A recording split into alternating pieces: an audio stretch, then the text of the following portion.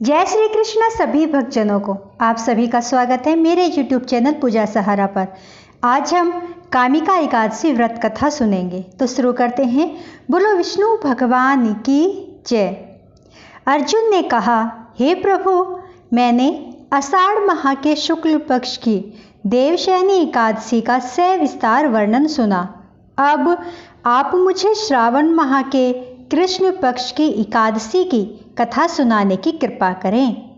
इस एकादशी का क्या नाम है, इसकी विधि क्या है, इसमें किस देवता का पूजन होता है, इसका उपवास करने से मनुष्य को किस फल की प्राप्ति होती है।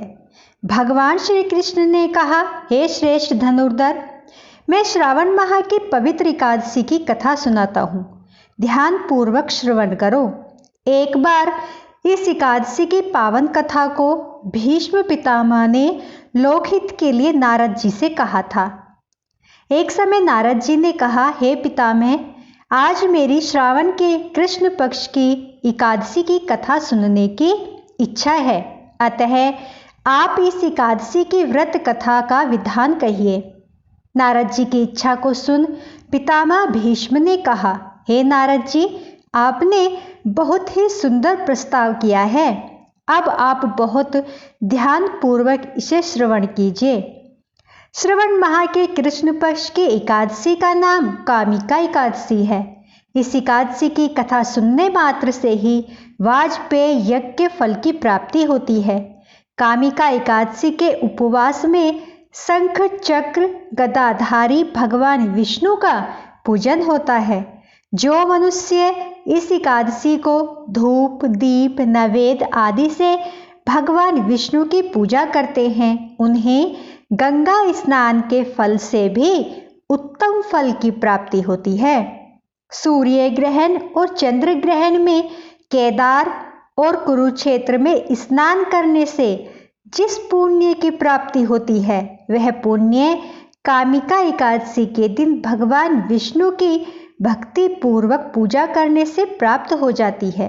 भगवान विष्णु की श्रावण माह में भक्ति पूर्वक पूजा करने का फल समुद्र और वन सहित पृथ्वी दान करने के फल से भी ज्यादा होता है। व्यक्तिपात में गंडकी नदी में स्नान करने से जो फल प्राप्त होता है, वह फल भगवान की पूजा करने से मिल जाता है। जो उत्तम द्विज श्रावण माह के कृष्ण पक्ष की कामिका एकादशी का उपवास करते हैं तथा भगवान विष्णु का पूजन करते हैं, उनसे सभी देव नाग किन्नर पितृ आदि की पूजा हो जाती है। इसलिए पाप से डरने वाले व्यक्तियों को विधि विधान सहित इस उपवास को करना चाहिए। जो मनुष्य इस दिन तुलसी दल से भक्ति पूर्वक भगवान विष्णु का पूजन करते हैं, वे इस संसार सागर में रहते हुए भी इस प्रकार अलग रहते हैं जिस प्रकार कमल पुष्प जल में रहता हुआ भी जल से अलग रहता है। तुलसी दल से भगवान श्री हरि का पूजन करने का फल 1 बार स्वर्ण और 4 बार चांदी के दान के फल के बराबर है। भगवान विष्णु रत्न मोती मणि आदि आभूषणों की अपेक्षा तुलसी दल से अधिक प्रसन्न होते हैं। जो मनुष्य प्रभु का तुलसी दल से पूजन करते हैं, उनके सभी पाप नष्ट हो जाते हैं। हे नारद जी, मैं भगवान की अति प्रिय श्री तुलसी जी को प्रणाम करता हूँ। भगवान के सामने जो मनुष्य घी या तिल के तेल का दीपक जलाते हैं, उनको सूर्य लोक में सहस्त्रों दीपकों का प्रकाश मिलता है। इस कामिका एकादशी की रात्रि को जो मनुष्य जागरण करते हैं और दीप दान करते हैं, उनके पुण्यों को लिखने में चित्रगुप्त भी असमर्थ हैं। एकादशी के दिन जो मनुष्य भगवान के सामने दीपक जलाते हैं, उनके पितर स्वर्गलोक में अमृत का पान करते हैं। हे नारद, मैं अब तुम्हें कामिका एकादशी व्रत कथा कहता हूँ। एक गांव में एक वीर क्षत्रिय रहता था। एक दिन किसी कारणवश उसकी ब्राह्मण से हाथापाई हो गई और ब्राह्मण की मृत्यु हो गई।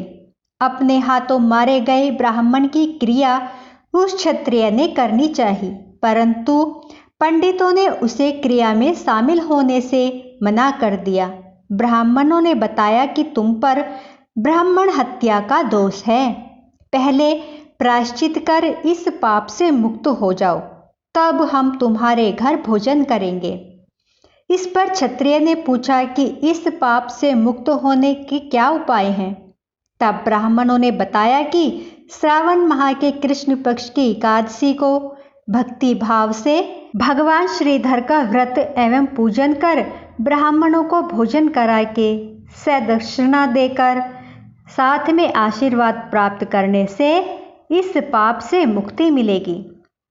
पंडितों के बताए हुए तरीके से क्षत्रिय ने व्रत किया और ब्राह्मणों को दान दक्षिणा दी। व्रत करने वाली रात को ही भगवान श्रीधर ने क्षत्रिय को दर्शन देकर कहा कि तुम्हें ब्राह्मण हत्या के पाप से मुक्ति मिल गई।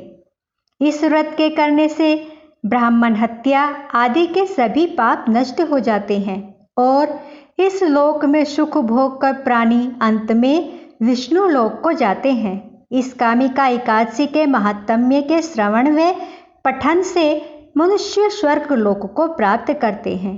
बोलो जय श्री हरि, बोलो विष्णु भगवान की जय। तो दोस्तों, हमारी कामिका एकादशी की व्रत कथा यहीं पर समाप्त होती है। मेरी वीडियो आपको पसंद आई हो तो प्लीज़ दोस्तों लाइक, सब्सक्राइब, शेयर जरूर करें। जय श्री कृष्णा।